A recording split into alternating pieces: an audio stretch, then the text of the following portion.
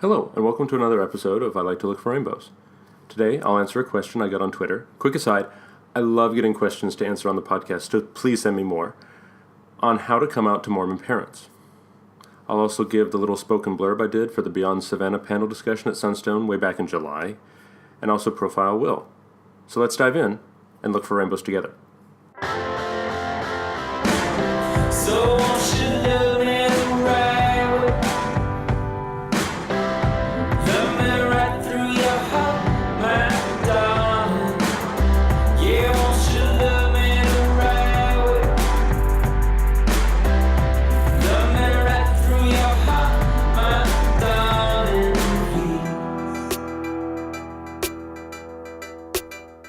So, I finally got a question to answer. Olivia on Twitter asked for advice on coming out to Mormon parents, which is a very big question to which there are as many answers as there are situations like this. But I'll try to give my thoughts in the hopes that it helps. But first, we have to talk about why this is uniquely challenging with Mormon parents, and to do even that, we have to talk about some things that make Mormons a quote-unquote peculiar people. Right, so the first thing is that we don't believe in a heaven or hell as binary in a way that many other Christian sects do. We believe in degrees of glory to heaven, and for all but the worst of the former best, in other words, those who knew God remarkably well and then betrayed him, we all get some kind of heaven. For some, the relative light of that paradise can be fairly dim. We specifically liken them to 3 degrees, celestial, terrestrial, and telestial, to the sun, moon, and stars respectively. We still believe that even the lowest order of heaven is so wonderful that it, quote, surpasses all understanding, end quote. So you'd think that since we all get something pretty good, and indeed, since ultimately we believe that what we get is what we'd be most comfortable with, you'd think that this would take the pressure off of us quite a bit. If you think that, though, you probably don't know much about Mormons. I've heard us described, correctly I'd say, as the only people who would have asked Moses, when he came down with the 10 Commandments, if he couldn't go back up to the mountain and maybe get 5 more. Also, our conception of hell is of a separation from God, which in some ways makes this life a little hellish, since now we're deprived of his presence as a condition of mortality, and we believe that God himself only hangs out in the uppermost chambers. So, even though those in the lesser 2 tiers get a reward that is better than what we have on earth by a large margin, and can rightly be called heaven, we also think of it as at least somewhat hell, since we're separated from God for eternity unless we get the everlasting gold medal. So, paired with the belief that family relationships are eternal, for example, we don't say, in death do you part at our weddings, since we don't think marriages performed in our temples do dissolve upon death, not only does it put a lot of pressure on each of us to perform, but to get there with your entire family. Certainly a prodigal son worries any faithful mother and father in any faith, but perhaps more so a Mormon mom and dad. What does this have to do with queer Mormons? Well, if you fool around with someone of your same gender, or worse yet, marry them, you get cast out of our midst, and your names are no longer on our records. And, to many believing Mormons, that means you can't be on the list of those who attain the highest degree of glory, and in so doing, seal your separation from the rest of your family for eternity. So, you can see why this is kind of a big deal. So, what do you do? Well, the reason you're asking is almost certainly because you either want or need to come out. I understand that, believe me, but know that if the time isn't right for some of my listeners, you'll get no judgment and only understanding from me. So, if you must, well, then you must. My advice would be to do it quickly. Rip it off like a Band-Aid. Drawing it out will make it more painful. Don't look for the perfect time, place, or method. Although I'm sure there are some times and places and ways that aren't the best ideas, which you'll know, and I won't. Don't feel like you've got to do it in person. In person is fine, of course, but you can text it to them too. You can call them, you can write a letter, you can do any number of things. Feel empowered to define the terms of this conversation. Plan so you can easily exit if it goes bad at first. Remember that you owe them nothing other than honesty, not even unfailing kindness or infinite patience.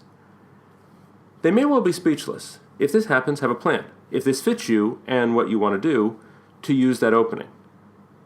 Tell them explicitly what a good reaction would look like before they have a chance to screw it up, and what kinds of things you won't tolerate well, and if you're feeling up to it, why. They will likely ask you questions. It's okay to tell them that their questions are silly, although use as much tact and kindness as you can muster, or to admit that you don't know if you don't. Remind them that they don't get to make demands. This, of course, gets complicated if you're a minor, and moderate that if it would put your safety at risk. Remember that you don't have to stay longer than you want when you come out. and you don't have to answer everything at once, or really ever. All that said, these things go better if they can react with love and react calmly. They're your parents, so you may know how to make that happen. And if you don't think it will no matter what, drop that gay truth bomb and evacuate before the smoke clears and clean up later. Remember that you don't have to come out all at once. No one says that you have to tell Grandma just because you told Dad. Although, if Dad won't hold it in confidence, don't tell Dad if you don't want Grandma to know. But if you do come out all at once, it's not done just the one time. You will come out over and over again, trust me on this, and it's not always going to be easy. And it doesn't necessarily always get easier after you've done the big one. Think of it like a big queer earthquake. There's the big one, but there are often a lot of aftershocks, and some of those, although likely smaller than the first, can still cause some real damage. A house that stays up for the 8.0 Temblor can come down weeks later after a little tremor. If you plan a big, obvious coming out and you get someone's clearance to do so, know that they could still have problems after the fact even if they said they wouldn't. That doesn't excuse their groundless beefs, but it doesn't mean that they won't happen. It never hurts to prepare to be hurt, unfortunately. So I've given you a pretty rapid-fire list of do's and don'ts, but let's back up again. It makes sense first to consider what your goal is in coming out, and if coming out gets you those things. I'm not trying to scare you out of outing yourself, but coming out does some things well and isn't meant for others. Consider frankly what you want and what's most important to you, and then, and only then, figure out how you can most effectively get it. Coming out may or may not be part of that, even if it's part of your future plans. What if your family says lots of hurtful things about queer people and the thing you need most is for that to stop, but you worry that telling them right now will just turn those barbs on you? Well, that problem doesn't necessarily need to be solved by coming out, although if you want to come out, you should. You could tell them that you have queer friends. And if you don't have queer friends, I give you dispensation to lie. It's no sin to get yourself some peace that way if your family couldn't react with kindness to you coming out. And it hurts to hear them maligned without them there to defend themselves, and that such backbiting isn't Christ-like. You could say you feel the Spirit leave when they speak so unkindly about others. For some situations that won't work, but others, it could work better temporarily than coming out right this minute. You don't owe anyone to come out any sooner than you're ready, even if they already suspect it or have found out. Queerness is sacred, and you never need to cast your gay pearls before swine. Ever. What if you feel shame about being queer, and you think coming out will help you fix that? In the long run, maybe, but coming out won't cure your internalized homophobia. It just makes it public. And speaking from experience, sometimes the internalized homophobia that you're dealing with is as difficult, if not more difficult, than what you get from other folks. I would suggest you don't come out until you can get a good reaction when you come out to yourself. If you can't love yourself the way God made you, ask for God's help to change your heart, and spend all your time and energy getting that right. Too much bad can happen if the haters that you know will come say to you some of the same hateful things that you say to yourself. You've then amplified your own internal hate speech.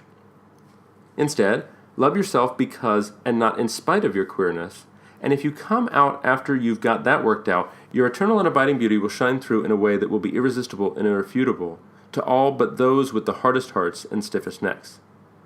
In summation, you got this, and you're going to do great, and I wish I was there to see it. Now it's time to focus on sleeping through the night. Giving up on right. So, now we'll hear from Will. Will is not this person's real name, but this name is used to aid in privacy. Will is trans and was born assigned female. I will need to give content warnings for sexual assault, suicide, and self-harm. Now, let's hear from Will. So, I am here with Will, who lives here locally and likes to come to my house a lot, which I love. And so where are you from? So I'm from Mapleton, Utah. So I initially grew up in Orem until I was 10, and then we moved out to Mapleton. And my parents still live out there, so. Cool.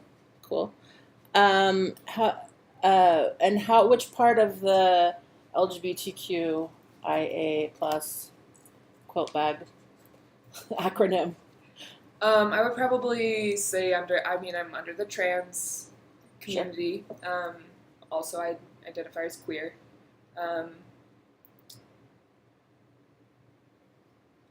It's not something that I tend to think about a lot. I do, but not in which one do I fall under, but more under can I keep my life together in sort of way.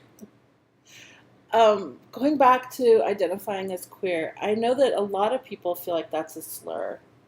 How do you feel about that word? It's always been nice for me because I initially identified as gay, because lesbian was always used as a derogatory term in my area, much more derogatory than gay. So it's easier to identify. It's easier to say I'm gay rather than I'm a lesbian or whatever.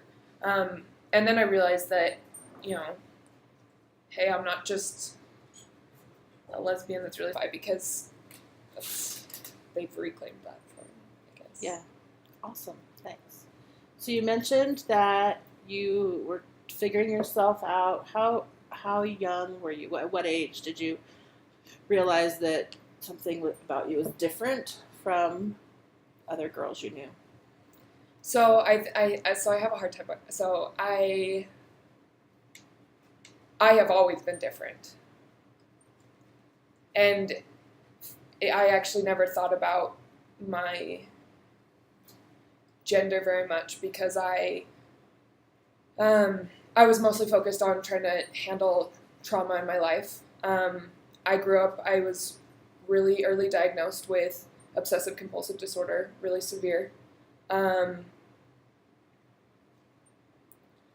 And so, How old were you when you were diagnosed with OCD? 10. 10. Okay. And there are definitely cases earlier in my life where you can identify that. So most of my life has actually been more focused around being, like, having to deal with mental illness,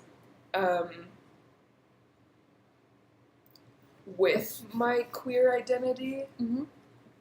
So it's only been recently that I've really started to analyze and think about what I've been feeling for all these years. Mm-hmm. And how old are you now? I'm 22. 22. You think? I mean, somewhere around there.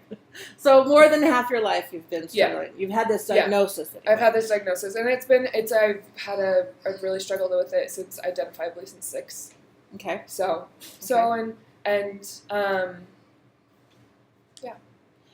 And so after you had the diagnosis of OCD, mm-hmm. then you started to understand more about your queer identity. Yeah. So one of the, this is I bring up the OCD early because it's really important in regards to my LDS, how I feel about the LDS Church and everything, as well as how I feel about my sexuality and my gender and everything. Because one of the things that's part of OCD is there's different forms of it, such as scrupulosity, where you obsess about religion. There's also you obsess about your sexuality. You obsess about your gender, and you pick up things that that you're really worried that you're doing something wrong. So if you have scrupulosity, which I do still, it severely impacted my life. But like you question all the time, like, is this a sin? Is this a sin? Is this a sin? Is this a sin? And then it's always, I need to ask for forgiveness. I need to ask for forgiveness. I had an impure thought. I need to ask for forgiveness. I need to pray. I need to pray. I need to pray. I need to take the sacrament. Well, maybe I'm not allowed to take the sacrament. So it's so another part of that is, am I gay? Am I straight? Am I gay? Am I straight? And I imagine with the scrupulosity, that really, the whole gay Mormon part really became an issue. Well, and I think a lot of things that at around the same time I was sexually abused at age 10. Okay. And that also really impacted my views on sexuality and gender and everything, because on top of being gay and trans and having really severe OCD, really mental illness that's really struggling, I guess, hard to deal with. Then there was the sexual abuse on top of that really damaged how I was able to see myself or see my body and see my sexuality and see anything other than just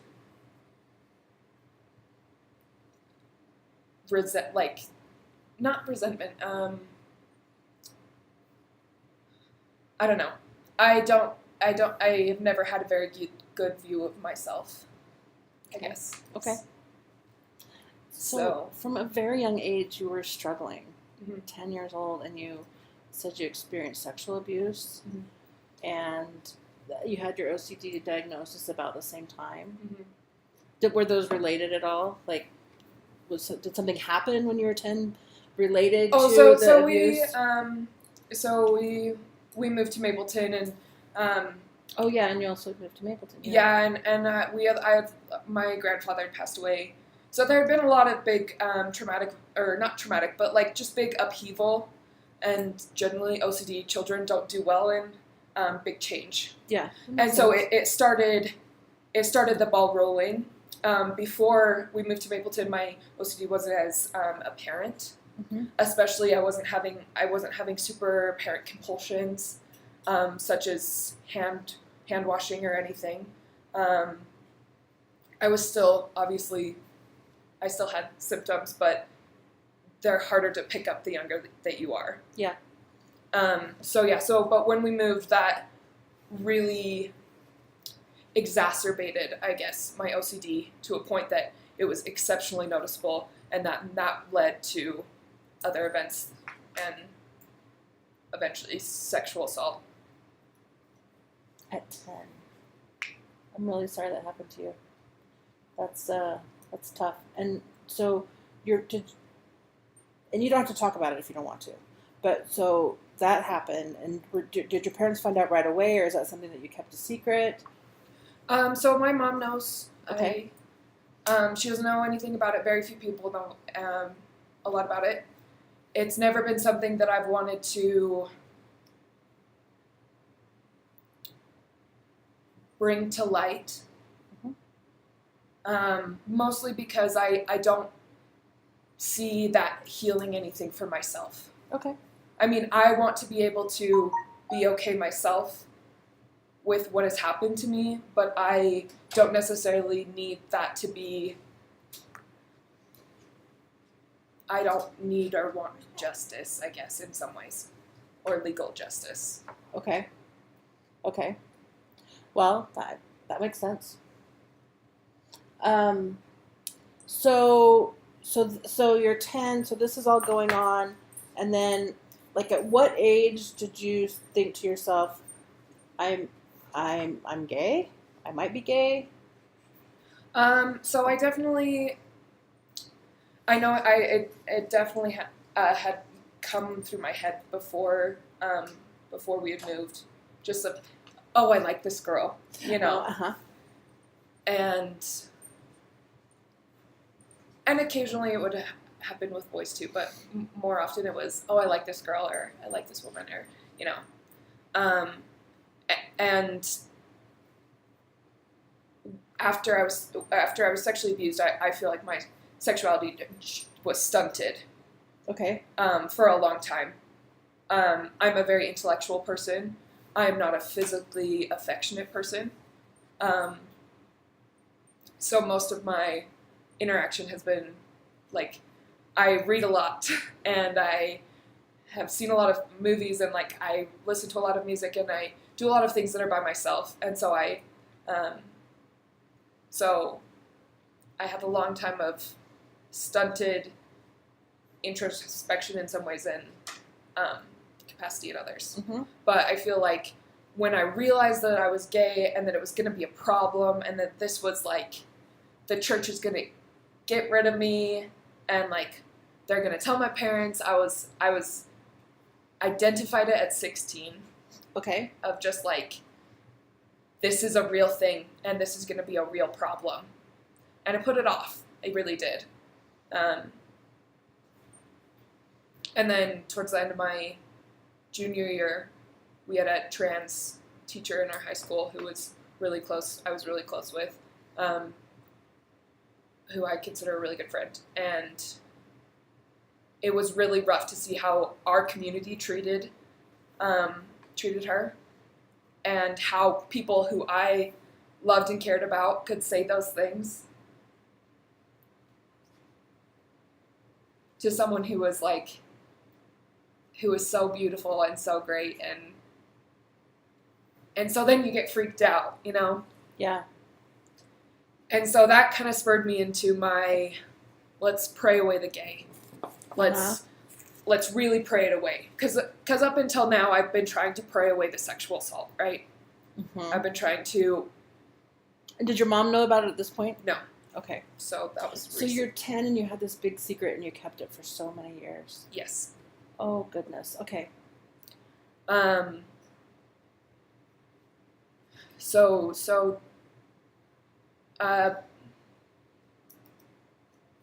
So you're 16. So I'm 16. And you decide you need to pray the gay away. Pray the gay away. And where did you get that idea?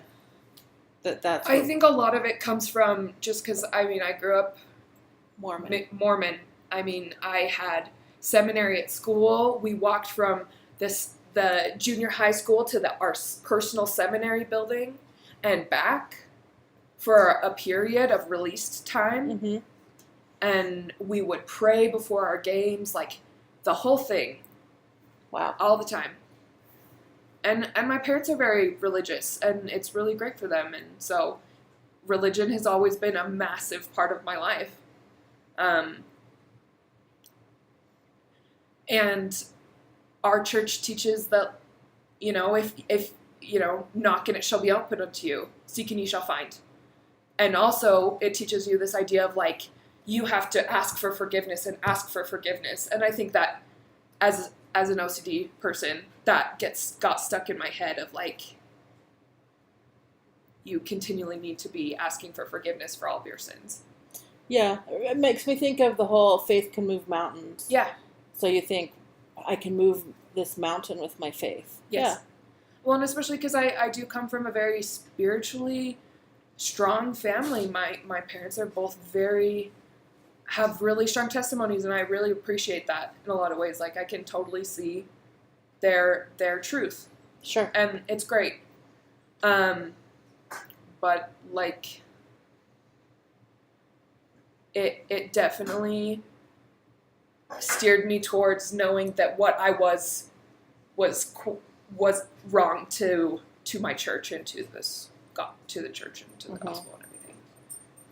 So you started at 16. Started at 16. And how long did you try to do this? I tried to be straight until... Till today? Well, I'm kidding. I mean, basically. No, so I tried to date men. I had a boyfriend for a while. It didn't go anywhere, obviously.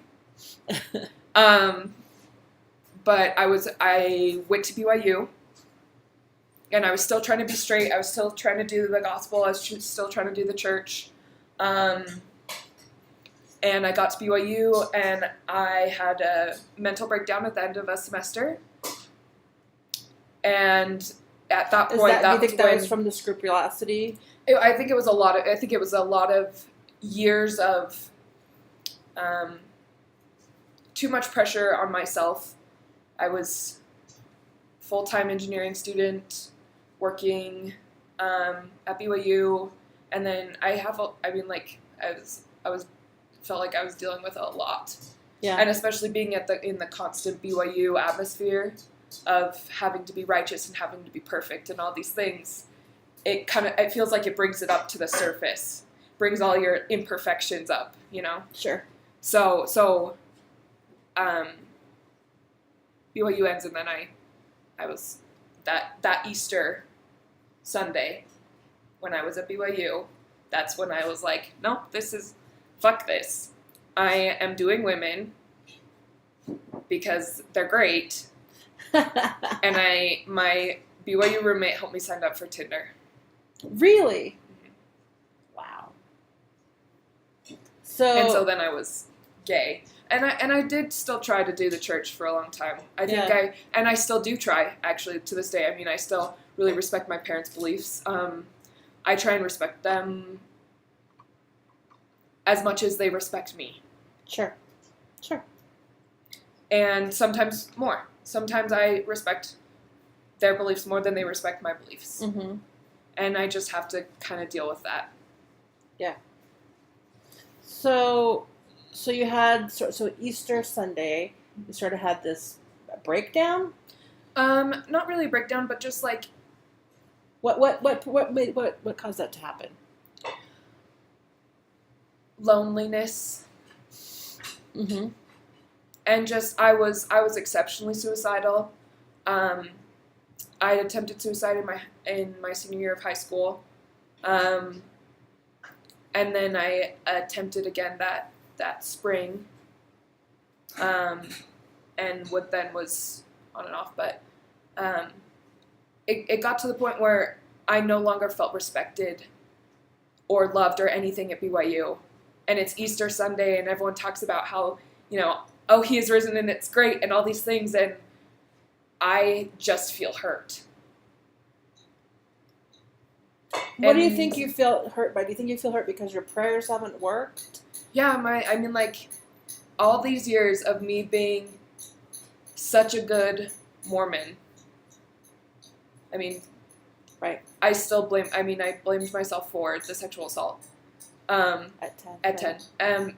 And so I always felt guilty for that. But for the most part, I was a very devout Mormon. I mean, I learned how to read with the scriptures. That's how my father taught me how to read. And I could recite things back, and I knew it all. Yeah. And so I got to that Sunday, and nobody cared a little bit, Yeah. All right. So you decided, well, you're like, okay, that's it. Women are great. Women are great. I can do this. And And you're still at BYU. I was still at BYU, so I felt really guilty about that. Sure. I feel guilt pretty easy. Mm-hmm. But it was one of those things of like, well, maybe I'll just try it. And it can't be bad. It can't be... Get it out of my system. Yeah. Yeah. Still getting it out of your system. I think I'm getting more in my system. Your There's, system. there's a drug joke in there somewhere. Yeah, there is a drug joke in there, isn't there? Yeah. You're building a tolerance. Yeah. Boy, is it a high tolerance now. So this is this your freshman year at BYU? Mhm. Okay. So then, did you leave BYU at that point? No, so over the summer I was involved with, I became involved with someone. Okay. And then I went back to school. I was doing really poorly emotionally, physically, a lot of ways. It makes sense that you would be. Yeah. And it got to the point where I was worried that I was going to get too far in the semester and my grades were going to drop, and I wasn't going to be able to keep them up because I was in a lot of upper level classes. Right. Engineering. Right. Yeah. And so I withdrew For your mental health. for mental health, and I continued living on BYU, in BYU housing off campus. And I stayed living there, and then eventually I transferred to UVU at the end of that year. Are you happier at UVU? Yeah. Good. That's important. It is. So you got involved in this relationship that summer, Mhm. and was that maybe you don't want to talk about this, but was that like your first girlfriend? Yeah, I had, I don't want to use the term fooled around, but like, you know what I mean. Oh yeah, But like a nothing. little necking, a little petting. Aren't those I the mean, like, seminary terms? We I'm use? pretty sure. I think I had a makeout up a canyon, and it was terrible. Isn't that the BYU experience, though? Yeah. Making out in the canyon? Yeah, I never did it. I wouldn't recommend. I made out in the parking lot of Deseret Towers. That's worse. I know. Sorry, this isn't about me. Anyway. No. So you're... but yeah, so she was my, first girlfriend and first person who I'd really had a lot of physical contact with in a long time, because Right. I'm not a touchy person again, and my mom is very respectful of that, and we are more physically affectionate now than we were earlier as a child. My dad is very physically affectionate. Okay. How was that, like, being physically affectionate with someone after all those years of, especially after the abuse? Like, did that trigger, like, memories? Was that... Yeah, so I can imagine that was a wild time for you. it was a wild time. So I guess I should put a clarifier that this was an unhealthy relationship. Oh, It was okay. a very unhealthy relationship. Okay. And there was a lot of things that happened that were not okay. Okay. But one of the greatest things about that relationship was that I felt very comfortable with her. Okay. And that was a really big deal, because I don't generally feel comfortable with people physically, especially. Uh-huh. Most of the time, I'm pretty sure they're just going to use me. And that feeling's only gotten worse. It makes sense that you would feel that way. Yeah. But I felt she was very safe for me. I very much trusted her. And how did you meet this person? We were working together. Okay. There was a lot of really inappropriate. She was my boss. Okay. She was quite a bit older than me, married, had children, was married in the temple, Okay. Active Mormon? active Mormon, was in the primary presidency Okay. in her ward when we first started dating, or started our affair or whatever.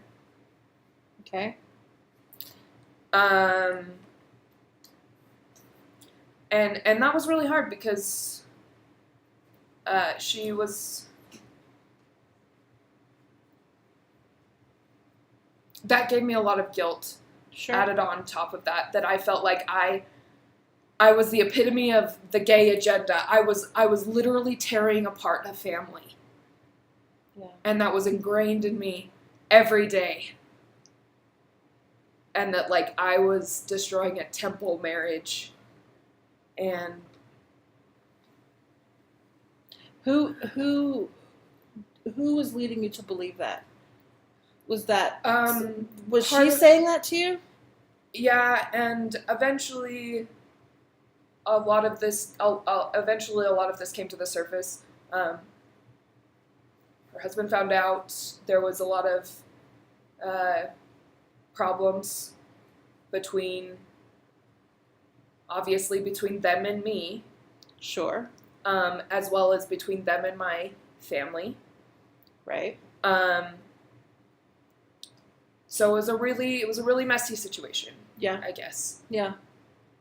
It's unfortunate that you've had this experience in your childhood that then, like, becomes bigger and even uglier. Like your next experience then, not experience, but your next, I don't know the word I'm looking for, but it then it's like you have been now abused 2 times. Yeah. That's what I'm saying. Well, Like you have not yet had a healthy relationship, right. sexually or emotionally. And I'm sure a lot of I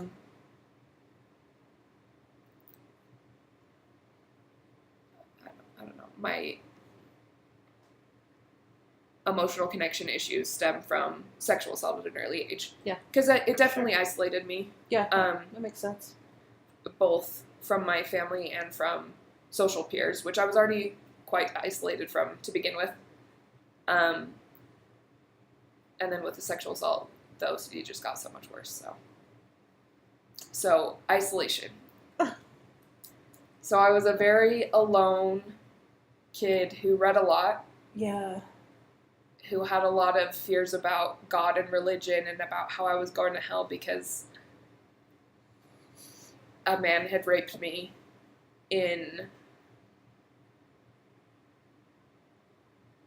when I was 10. So, like you were really ripe for a predator. I was a perfect fit. I was mentally ill. I have mental illness. I am isolated. I don't make friends I make friends, but I don't make close friends very easy.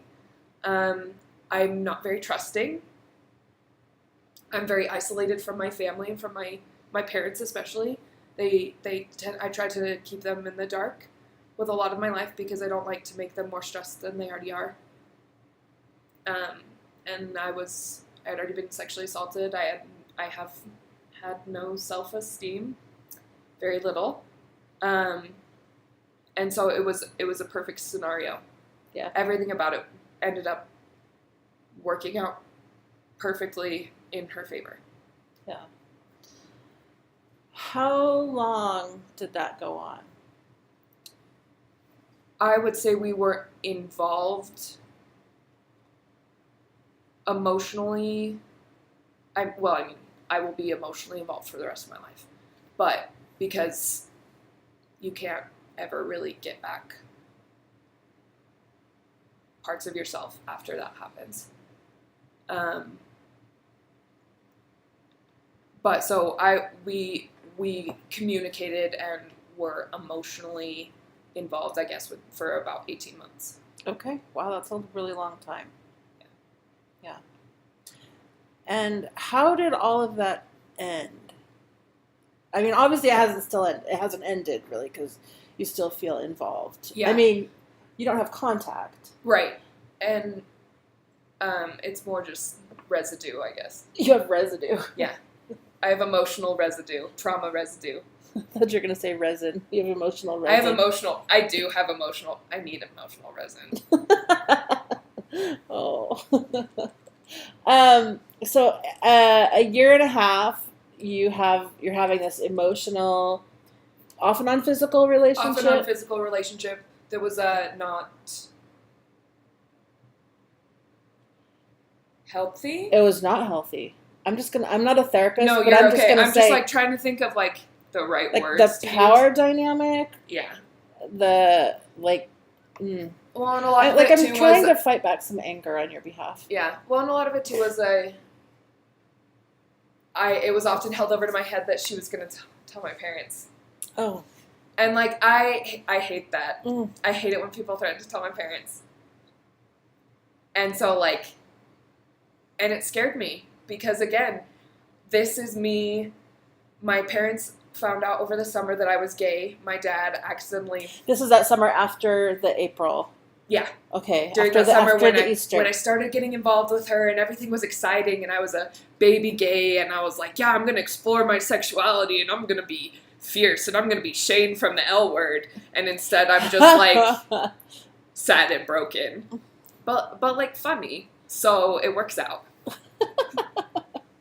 So your parents found out you were gay at this period. And how Yeah, did they they find out? So I We'll get back to the Yeah, end so- of the relationship. yeah, in a no, minute. it's okay. I have like a whole bunch of pins and things that I Yeah. want to come back to. You're but good. we'll get there. So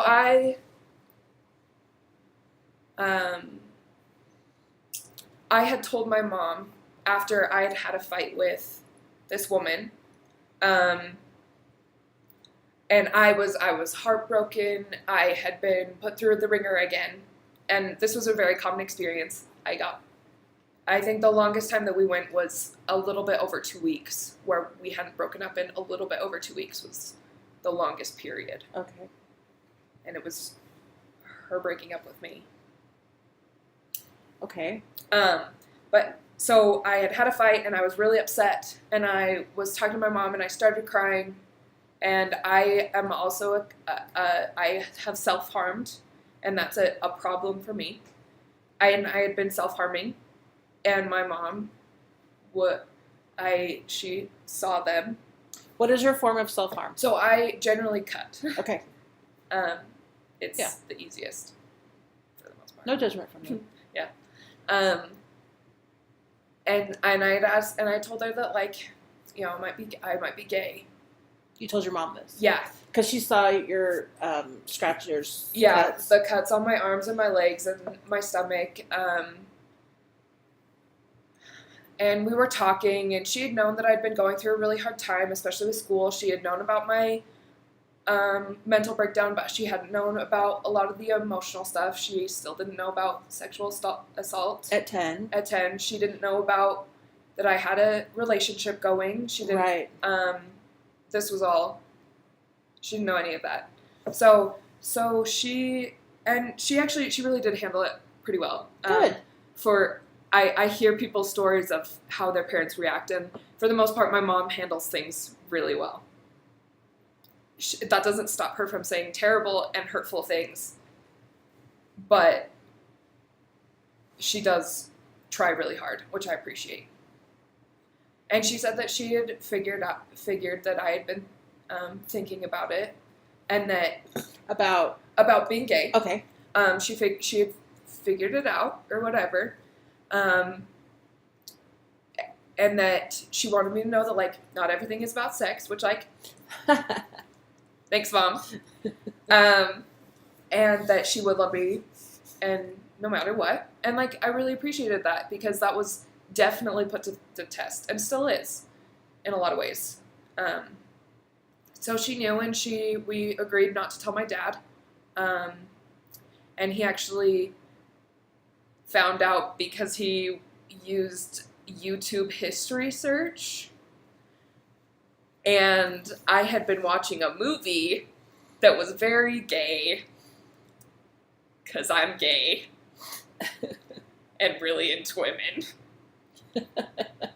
And I had just I had just left on a vacation, and I get a phone call about it. But I'm in the airport, so my phone's off, so it goes to voicemail. So when I get to my destination, I answer and, like, listen to my dad tell me that he's found porn, basically. It's what he thinks is porn on the computer, and it's gay porn, and I need to call him right back. And that had been But it was like a couple hours it was before. Care Bears, right? Just Yeah. kidding. Yeah, pretty much. And it's like, that was like a terrifying moment of, I have to call my dad back and explain why there's gay porn on his good Christian computer. Did he say there's a gay porn on my good Christian computer? No, he was like, and I think my mom had talked to him about it and told him I was gay, and I was like, I'm not addicted to porn. And I cried a lot, and it was in an airport, and I was saying that really loudly, and it was really hard. Oh. And yeah. Fun. So That's and then we didn't talk about it. Yeah. And that's been a lot of how That's my how your dad handles. family. Oh, that's how your dad handles things. Yeah, and my family in general as well. You know, Mhm. we don't talk about it. Yeah. And I mean, eventually we did. We've talked some, but yeah. Mm-hmm. That's how my parents found out. And that was that summer after BYU. Uh-huh. Been really hard. So you were having this relationship at the time with the married woman, Mm-hmm. but your parents didn't know about that? No. Okay. And so they didn't find out for another year? Yes. Well, so they found out about 6 months in. Okay. Okay. Oh, and this is when you are in your sophomore Or a year couple- at BYU, Yeah. and you're having the mental breakdown. And Okay. The yeah. pieces are coming together for me. Yeah. Yeah. Yeah.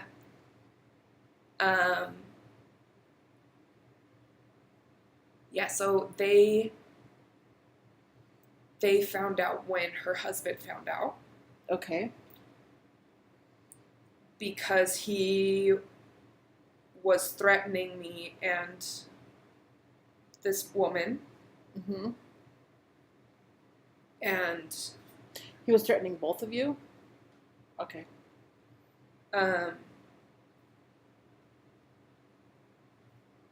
And so I felt like I had to tell my parents because, again, there was a lot of threats of, we're going to go tell him. Yeah. And I didn't want what they heard to be a crazed them. white man who's Right. Yeah. Who's angry.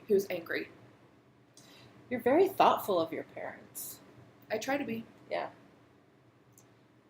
Yeah, you're very thoughtful. So how did your parents take that?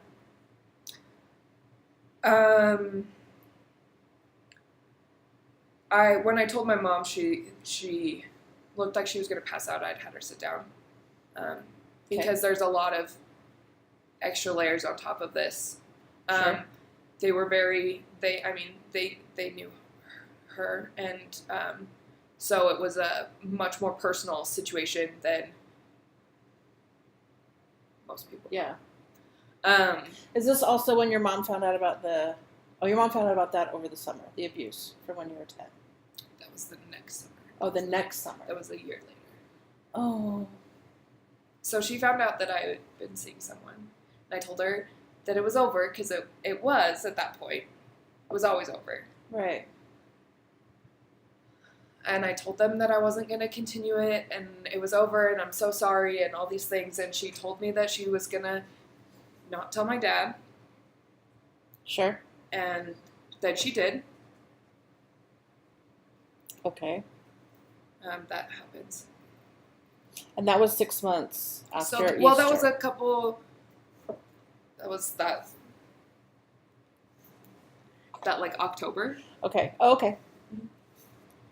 So you do things like according to conference sessions. I do, which incidentally is funny because conference always makes me unstable. Shouldn't laugh at that, but But like it's real. yeah, that's common, I think.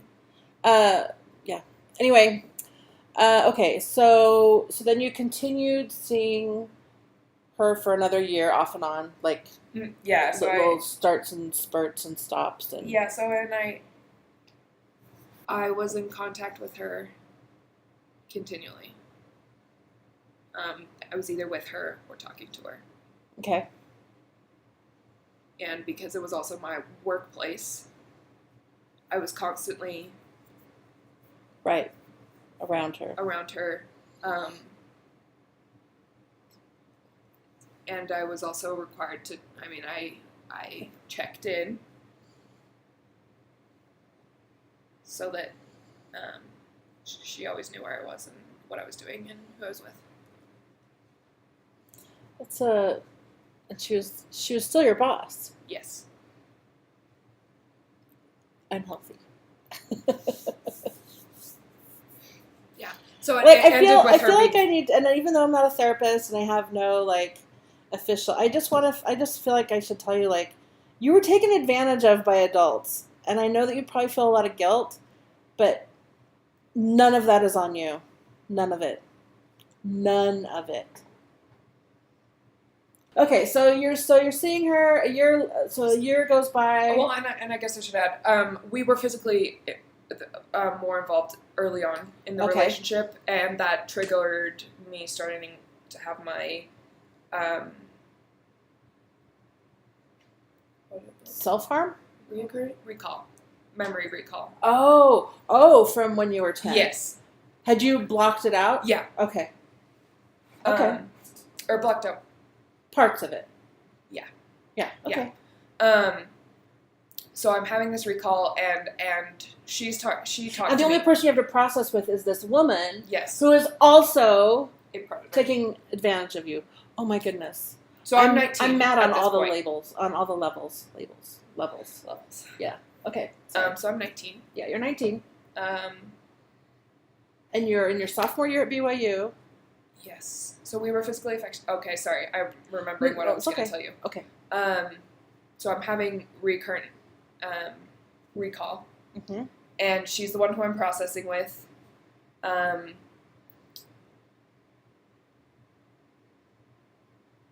then that starts to become a tool.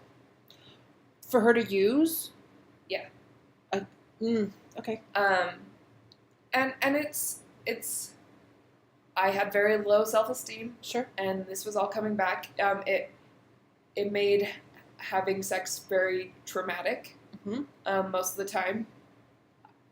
I can understand that. And like, I started to truly develop my anxiety, shake, palsy,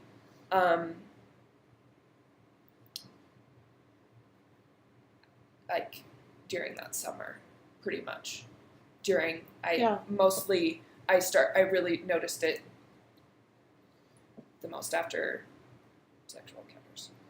Okay. Okay.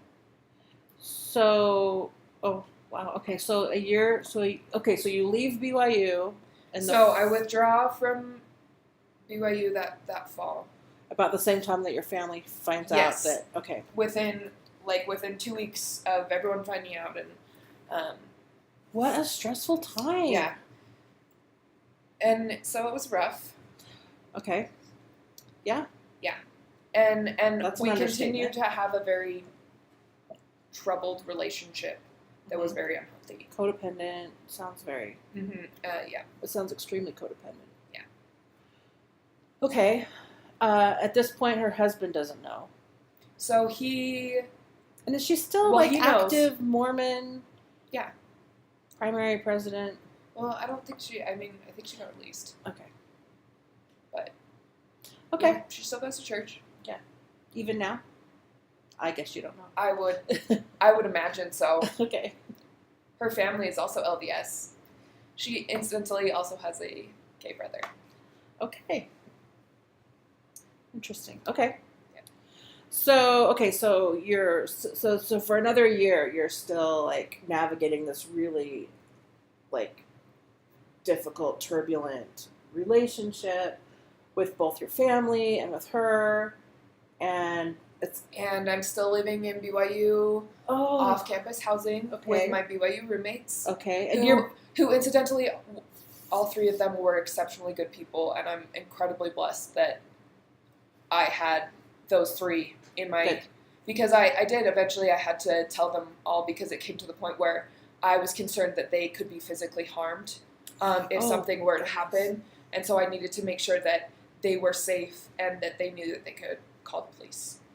okay, and they were good to you. And so Good. they You really deserve looked to out have good friends like for that. me. So, and that's when I started to meet the queer community at BYU. The year before, when I realized I was gay, and I had made a friend with a gay man in my ward, and I had become acquainted with the Exmo community. So I actually feel like I transitioned really quickly from very actively LDS to very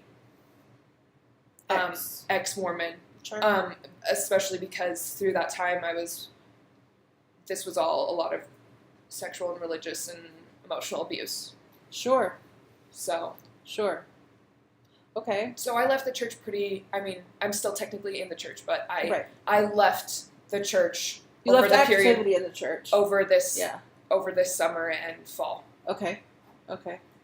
around the time when I dropped out of BYU and everything. You're right.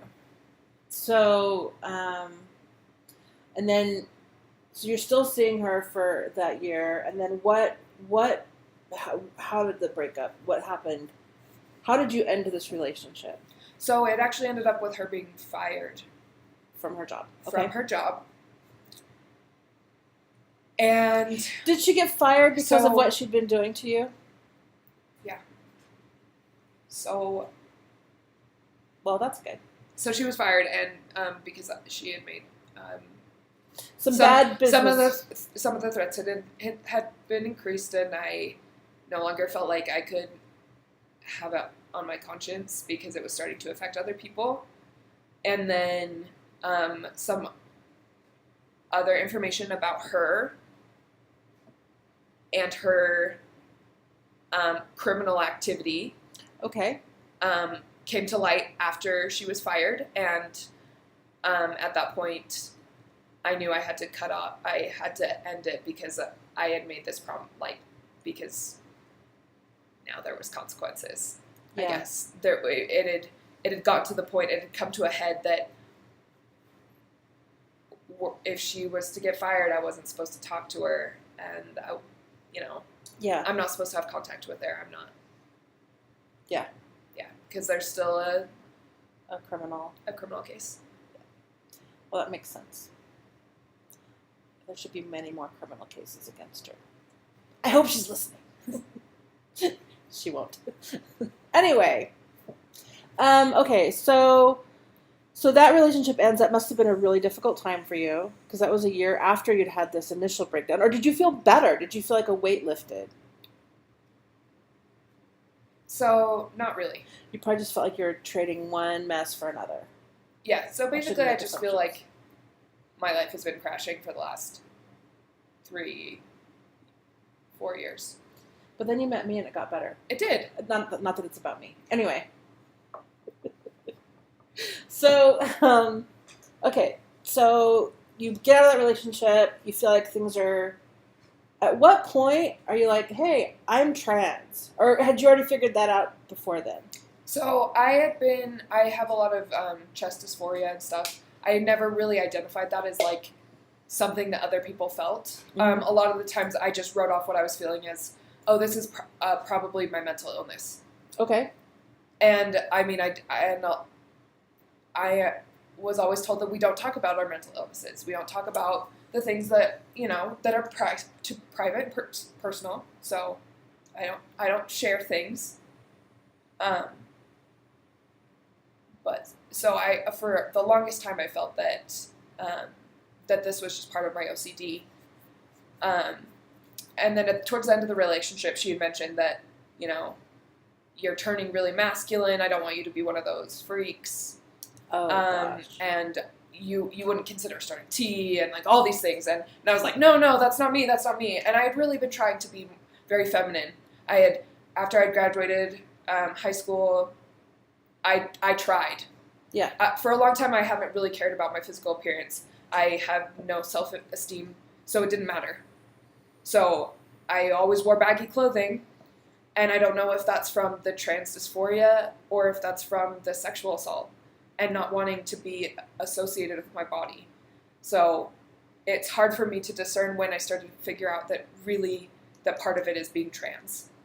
But so the summer right before it ended. Okay. Summer 2. So we have first summer, second summer. So this is third summer. Sorry. Third This summer. This is after it's ended. Yes. Okay. And I'm talking to one of my really close friends who I met at BYU. And they're talking to me and they're like, I think I'm trans. And I was like, well, what does that feel like? And they start describing these feelings, and I'm like, no, that's real? Like, that's you? Like, no, I feel that too. And I totally started crying in my room because I was like, no, that means that I'm not alone.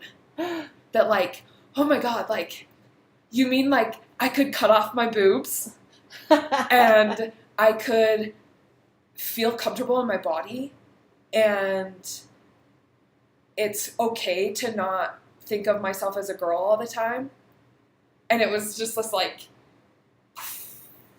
of my brain, just.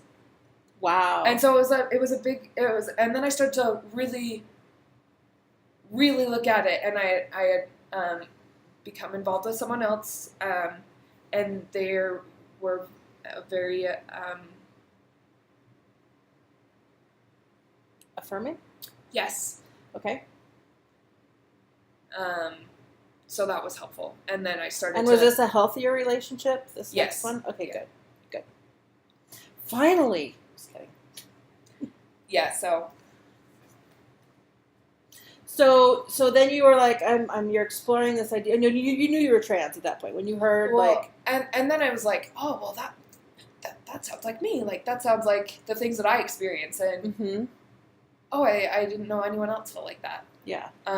And that went on for a long time before we went to Pride, and I'm seeing all these people who are very trans, I don't know how else to put that, but very trans. And you start to think about it, and it's at Pride that like I kind of stopped associating bad things with being trans, too, because like you do that to yourself. You think that something part of you is really terrible, and you reaffirm that for years and years and years, and then it's really hard to break that cycle. And so, but at Pride, that was when I felt, pretty comfortable, and like I talked to people about it, but that was a very affirming time. Mm-hmm. And I feel like I've gradually been able to accept more and more that I am trans, and that like this is okay, and it's okay to be me. It is okay. I'll affirm that. Yeah. and one of the things that's really hard is in the church is that you hear a lot with being trans or being gay is that people associate it with sexual assault, and it's very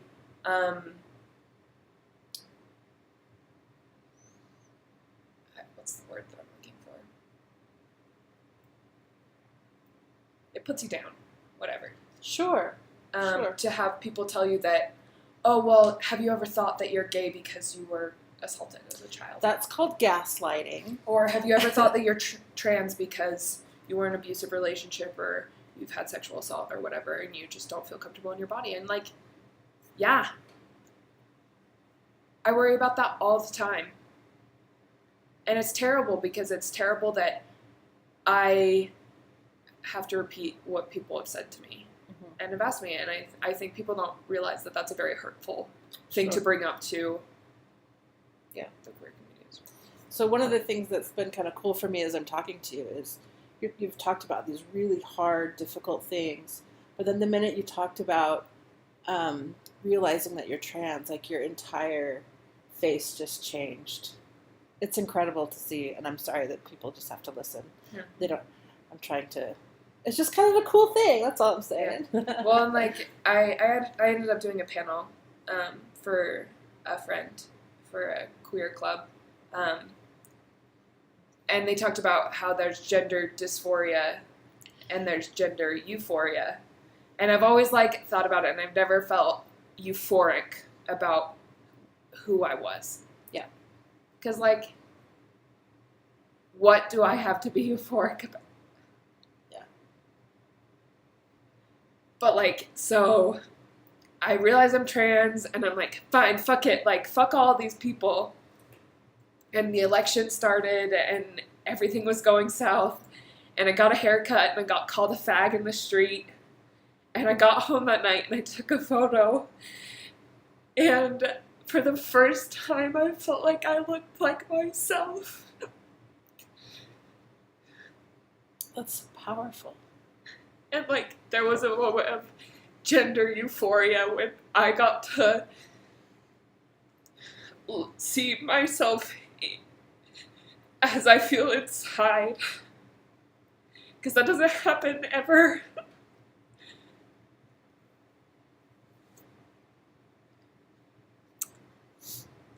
And so, like, I have really, I hold on to that, that one time of gender euphoria, because I keep holding on to that, like, maybe someday I get to feel that again.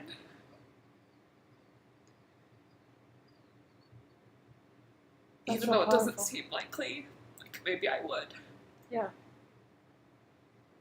It's incredible. I think I met you before that. Yeah. Yeah. So, and I remember when you posted that picture, because you posted it on Facebook. I remember that. It's incredible. And now I can't picture you any other way, by the way. I cried over that picture, like, all night. Do you have it printed and put somewhere? No. Oh, I'm going to have to put it on my wall. Okay. So, I've all had this emotional moment. Yay! So, what? So you've talked about a lot of trauma, and you did talk about something earlier that I want to touch back on. Yes. You talked about. Are we okay to talk about suicide? Oh, yeah. Okay. Please. That's one of my easy ones. They're like, do you want to touch back on things? And I was like, all right, what's it gonna be? Is it gonna be that? Is it gonna be that? No.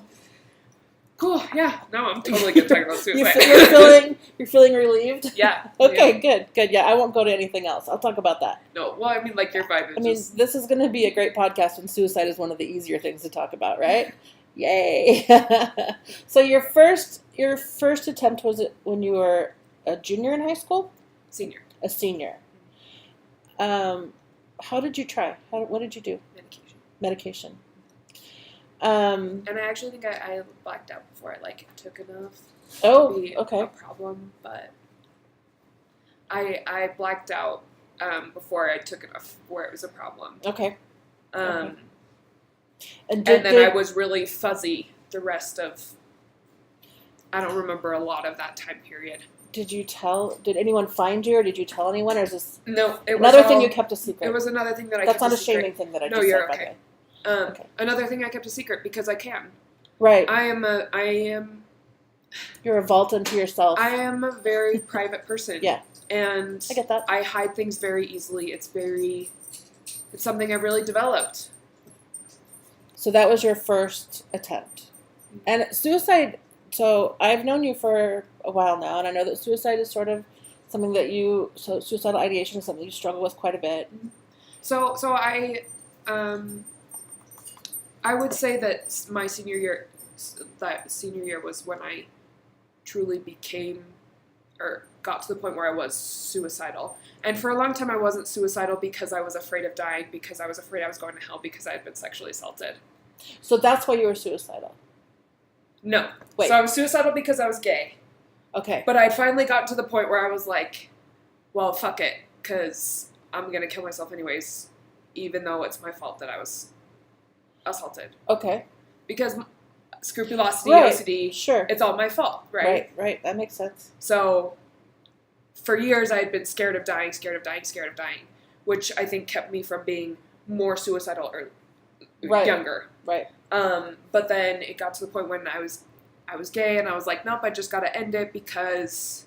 And this is after the Easter. No, so this is Oh, pre-Easter. pre-Easter. So this is high school. Okay. I haven't done anything. Oh. I haven't done it. That's the thing, too, is I never did anything about it. So you were that classic church, you can have the feelings, but you can't act on them, and you're fine. But you did not feel fine. Yeah. Which, by the way, I don't know many people that do. And, it felt like it was my punishment a little bit. That, For what? Your punishment for? for not telling in the sexual assault, Okay. and that I had not repented enough, that I wasn't clean enough, and therefore, Yeah.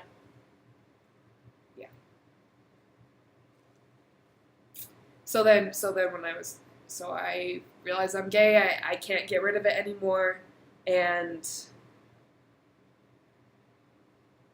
I didn't want to be that.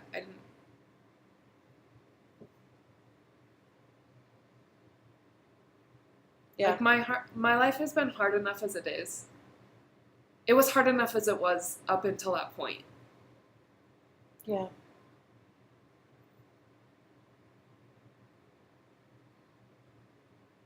And so, I don't know, it was just one more thing, and I didn't want to do it. Yeah. And I was really isolated senior year. I am a socially awkward person a lot of the times. It's only recently that I've become more socially acceptable, classically. Most of the time I'm very awkward.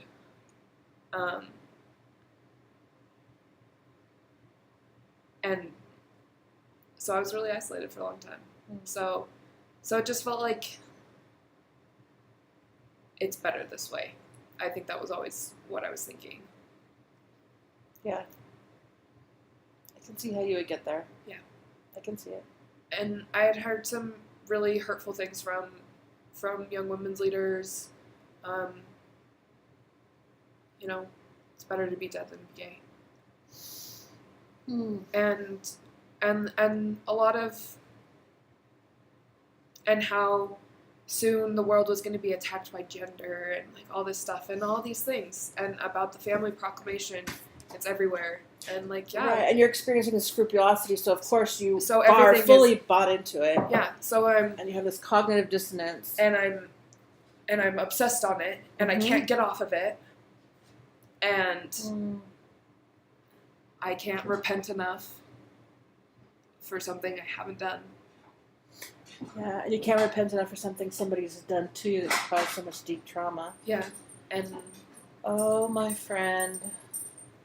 It's a lot. So, so you have this attempt your senior year, and nobody knows about it, and you keep it a secret, and I had a teacher that day who had a gay teacher in my high school who talked to me, and is this the no, not the trans teacher? different teacher. You had a trans and a gay teacher at a high school in Utah County? Yes, I am dying right now. They were not out, Oh. and then once they were outed,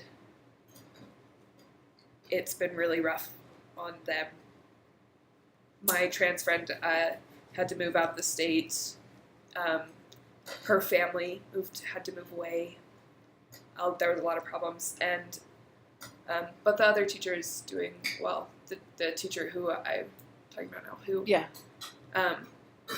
and she was gay, and she wasn't out. I had figured it out, or like for the most part. And she said something really kind to me that day, and I totally had a thing for her. I go, oh man, You have a type. I do, I really do. But like, and it meant and it was like, it was really important, because like, I didn't have friends, and Yeah. And this woman was your friend. this woman, And this is a woman said who something didn't kind. take advantage of you either. And That's so at the end of that summer, I ended up writing her a letter about it, because I wanted her to know. I wanted her to be like, you know what, I really attribute you saying something to me not really going through with it completely. Do you know what I mean? Yeah. So you're saying that she kind of saved my life. she saved your life. Oh, yeah. And, like, I really appreciate that. Like, I'm not really, because... Oh, boy, let me just, I appreciate what she did for me. Yeah, I think, and, like, it was one of those moments where you see someone who's a really good teacher and really cares about the people around and Right. everything, and really cares about her students and everything, and it was good. So I wrote her a letter and let her know, because I think that's something that means a lot. And I wanted her to know that she had made a difference, because, like, she had to me. So you are okay. So you have this experience. You have this teacher that just says something that really just saves your life. How often now do you struggle with? Every day. Yeah. I pretty much see it as... I say that because I know you. Yeah. From that point on, I was pretty consistently suicidal. Yeah. And that's another problem with OCD, is you can't get off of it. Yeah. You can't stop thinking. Yeah. So I get in a bad cycle, and I can't get out. Yeah. But so I've been pretty consistently suicidal for about 4 years, and it's something I really struggle with every day. And I mean, I've used some of the suicide stuff, but for the most part, I went to my best friend. When you are feeling that way, so that's how you pull yourself out of it. Is you vent? Then I don't know if I like have a way to pull myself out of it in a lot of ways. But I mean, self-harm is really It's helpful. a really useful tool for me Sure. for getting myself out of a suicidal situation. Yeah. Well, it makes sense. Yeah. Especially as you dissociate to a point where you don't know what's real or not. Yeah. So if everything in your life, if you could like strip this trauma away from yourself, where would you want to be in a year, 5 years? Would don't you know, have I had would top want to be- surgery? Yeah, I would love. I mean, like, Would you want? I would love to have top surgery, and I would love to be able to transition more. I don't know if I would ever fully want to go on to a full dose of tea. Mhm. I don't. I'm not a trans man. I'm just trans. I don't know. I'm queer. I'm somewhere in there, and I don't feel like one or the other, or just two, or whatever. I feel like a lot of things. Yeah. But I would love to have top surgery. I have a lot of chest dysphoria, so that would be really great for me. And I would love to be more accepted and recognized, I guess. More accepted and recognized, which I don't know if I'll be able to have. I don't know if I'll be able to reconcile with my family that I'm trans, and there's a lot that, like, I still don't know what's going to happen with, so... Sure. Probably thinking about the future just makes your OCD. Sorry, I probably just No, my very questions. Okay, no, you're so and what my OCD is like, you're not going to make it that long. And I'm like, hey! your OCD is all JH Poole's Bush League. All right, so as a child, okay, so growing up as a trans person in the Mormon Church, what are some things that would have made a difference for you from a young age? I mean, obviously the big ones, like maybe not being assaulted, raped as a child. I mean, that probably would have made a huge That's pretty difference. it would have helped. Yeah. A little bit, at least. Right. And it sounds to me like maybe it might have been helpful if you'd had leaders that understood what microaggressions might be with... And just, like, a general more feeling of acceptance for people who are different. Mm-hmm. Because all the time that I was in Utah, there is only the same type of people that are here. I mean, obviously, occasionally you run across a different person, but for the most part, I have found that people act the same way. Yeah. And so I would love to see more acceptance of differences in the church, because instead of those being rejoiced as a gift from God, which is what the LDS church teaches, it is seen as a sin. Yeah. It is seen as something less. Yeah. I imagine, too, it might have been helpful to know what trans was from a young age. Mm-hmm. And, like, what it would feel like, and what those feelings felt like. Yeah. I guess. Or that it was okay that, like, because suddenly you're going through puberty and your body's fine, your body's fine, your body's fine, your body is not fine. And you don't know why. Yeah. And so the more that I grew away from a very androgynous state, childish, the more dysphoria I developed. Yeah. That makes sense. So to wrap up, Okay.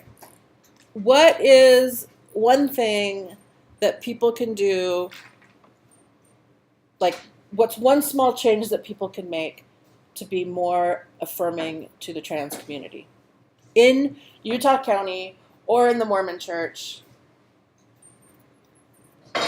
And it's okay if you have more than one, and it's okay if you just want to, like, flip me the bird and tell me to stop talking about the Mormon Church. No, you're okay. I think, I mean, it's hard for me to give suggestions, I suppose, because I've had to distance myself so much to get any sort of peace for myself and any sort of, good environment that I could be in. So do you think that that might be the answer there, to respect that some people have to distance themselves Totally. because And respect there's so that, much hurt? Yeah, respect that people have to distance themselves, and that there's hurt built up that doesn't just go away. because you talk about forgiveness, but there's forgiveness and then there's foolishness. Mhm.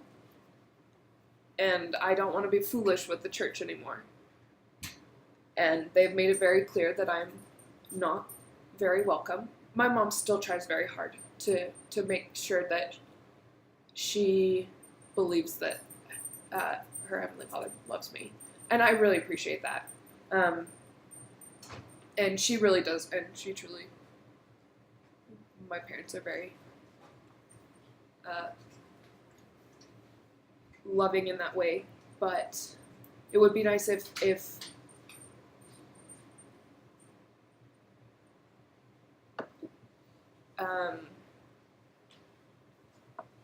could be recognized that there are people who are happier outside of the church than they are inside. I'm not trying to appeal to anything not real. It's a big misunderstanding. What's the universal now? So here's my opening statement, as it were, in the Beyond Savannah panel I participated in at Sunstone. The focus of this session was on how, in the aftermath of what I call Savannah Gate, in which I played a small part, we queer saints get shut down by even those who claim to be our allies, even in progressive Mormon or progmo circles. On this subject, I'll also refer you to a blog post on the Out of Obscurity blog called A Den of Thieves, the LDS LGBTQ+ story as currency, in which the author compares the way in which queer LDS stories are consumed and talked about and even traded with in LDS circles as like the money changers at the temple in Jerusalem at Jesus' time, and talks about situations in which possibly well-meaning people will use our stories as currencies, often without our consent, to tell their, rather than our, stories. As I told the author, it's probably the best thing I've seen written on the subject, and I read lots on the subject. I'll leave a link to the post on my website. Anyway, without further ado, but with a few edits, mostly to reflect the amount of time that has passed since I gave this little talk, here's my piece on what to do and not to do as an LDS ally to queer folk. A lot of the reasons I came out about a year ago, besides a lot of the normal reasons, and for me, those normal reasons were to set an example for my kids that being queer is nothing to be ashamed of, and so I could stop worrying about having to pass for straight all the time, was because I had been outed online as a way to settle a score for a fairly trivial disagreement, and I wanted to take that power away from people in the future. She was attempting to use my queerness as a weapon against me with my employer and to get my foster children taken from me. That it was never going to work did little to soften the blow. This isn't all that uncommon, as you know, but what will make this instance perhaps especially surprising to many of you that are listening is that this took place wholly inside a so-called progressive Mormon or progmo space. Does that sound hard to believe? I used to think so, but now I don't. It happens all the time, although often not to that extent. How does it happen in day-to-day way now? Well, much of it takes the form of centering, or perhaps inadvertently, giving higher weight to straight feelings and voices about queer issues than we give to the queer people themselves. And what does this look like? Well, I'll give you some concrete examples from just the past few months. In one progmo space some time ago, I used what I thought was pretty neutral language to say that for me, I'm not sure that the message that it gets better is often true for people attached to queer Mormon issues. I said that I don't feel like there are many people that I can count on, even those who say I can count on them and loudly make statements of support, but then struggle to turn those statements into actions that actually lend the promised support. There was a pretty immediate response from a very prominent member of that group that said, quote, I think you'll find that there are a lot of people here that you can rely on, end quote. This person didn't know, because they didn't ask, what support I'm looking for, but it was assumed that whatever it was, lots of people would of course do it, or perhaps, if not, it was because I was asking for the wrong support. Just a note here, I've since been banned from this group simply because I wasn't using my full true name as my social media handle, and they decided that the reasons I decided to do so weren't compelling enough. Obviously, every group has the right to decide what rules of engagement they have, but this particularly, that's a particularly anti-queer stance, which they may not be aware of. Now, to be clear, a show of support isn't a bad thing, and it can be very good. But how can you offer it before you know what it is? How can you assume what will help with a problem you don't have? I wouldn't be perhaps so cynical if I didn't see the pattern of extreme willingness to virtue signal and give advice and attempt to teach, but see that willingness disappear or turn to bitterness when it's time to put our shoulders to the wheel and provide the promised help or receive advice or correction. In another Progmo space a day or so later, someone posted a meme that seemed to be an attempted show of support for trans folks in the wake of a recent tweet that indicated a possible new policy regarding trans soldiers. The meme, however, was a picture of a cisgender man in a dress who had attempted to put on transness as a costume to get out of military service in a TV show. When it was pointed out that this reinforces unfortunate stereotypes about trans people, what we saw was people falling all over themselves to excuse this behavior, find ways to bless it as non-problematic, and to express fatigue that you just can't say anything or joke about anything anymore. Here's a pro tip. If the condition of you getting into a conversation is to show how virtuous you are, and that you won't tolerate being told you're wrong, you probably weren't ready to have that conversation. To me, the goal of a lot of self-appointed allies in Progmo spaces is to show that they are good, but I would argue that the goal should be to show that you're willing to do good. Lastly, the cuts that go deepest are often from our outwardly supportive friends and family, even those who are also queer. Part of this is certainly informed by my being bisexual. To be bi is to have no one believe your own knowledge of yourself.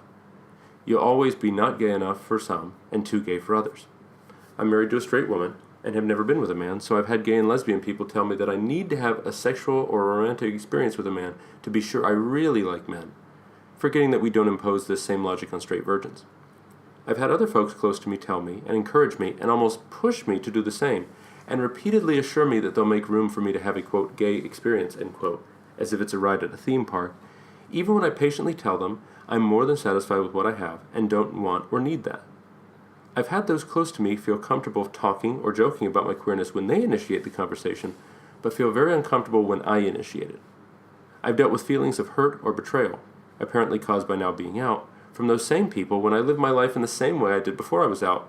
But when I ask how I hurt them by being me, they can't say, don't think they need to, don't think they need to work through those feelings, and ask me to validate their feelings that call me inherently dangerous and untrustworthy just for being queer.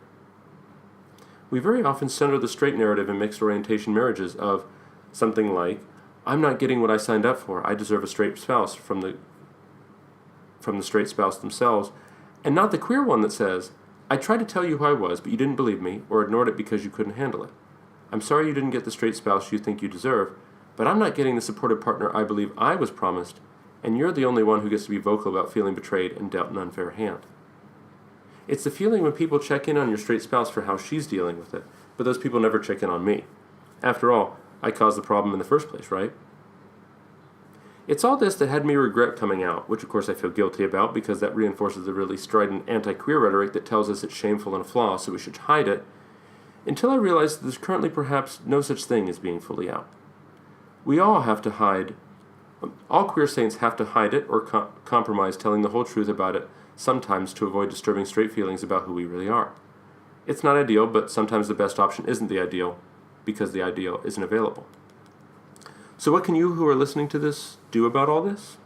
Well, I would suggest you take a good, strong look at what your goals in allyship are if you're straight, or to build up your community if you're queer. Once you've centered your advocacy on lifting the downtrodden up the way they want to be helped, without thought for your profile, continually check in on yourself when you take action or say things. Does what I did accomplish the goals of the community I'm trying to help? And more importantly, how do I know I'm helping? And am I doing this because it's the best thing or because it's the easy thing?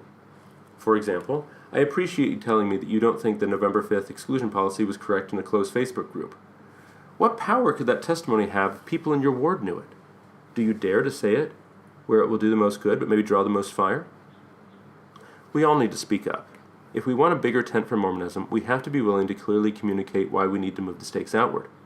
As the primary song goes, how will they know unless we teach them so? But if you wish to sing of queer Mormons, I would say that if you're straight, always remember that the sheet of music that you should be singing off of is ours. If you're queer too, I feel like I've done well when I try not just to sing with my voice or my part, but sing in such a way that what I say can be in harmony with the voices from all over the rainbow. This has been another episode of I Like to Look for Rainbows. Please join us again.